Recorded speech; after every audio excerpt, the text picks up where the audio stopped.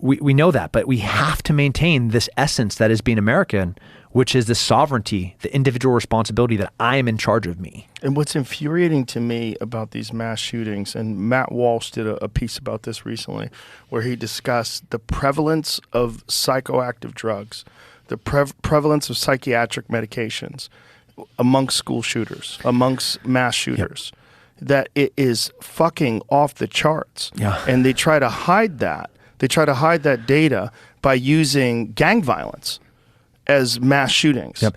And they use like, well, there's no data to support that all that is like, no, that's not true at all. There's a giant difference between gang violence mass shootings, which occur all the time, which are also is something that no one's trying to fix, and then the actual people that strap themselves up and go into places where people are unarmed and just slaughter people. Yeah. Almost all of them are on something.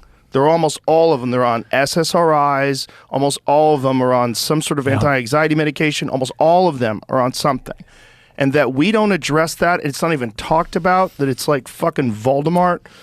Not talked about. Voldemort, yeah. Whatever it is. You're not supposed to say the name. I mean, it's like, it's very strange that this is never discussed on television. And you said you can't research it. When you say it's buried, that data, if you were like, how many active shooters were on a antidepressant, anything, that all of that data is buried with, well, then it pops up, well, in Chicago, in Southern California, it's buried in truth. So trying to find the real data of these active shooters in schools, like this guy that in Maine,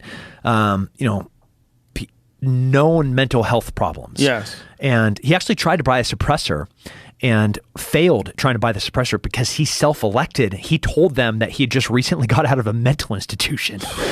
So like, kudos to them. I'm part of this group called Double Check that's trying to figure out ways to identify outliers like this, where people have information. They wrote their manifesto of like, hey, I'm going to go murder a bunch of people.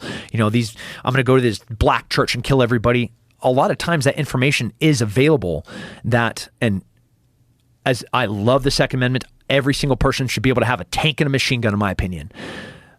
But when somebody is dealing with mental health problems, they're on a bunch of drugs, they're actively trying to hurt people, like maybe there's a restraining order, they're a multi-time felon, should that guy be able to go in and buy?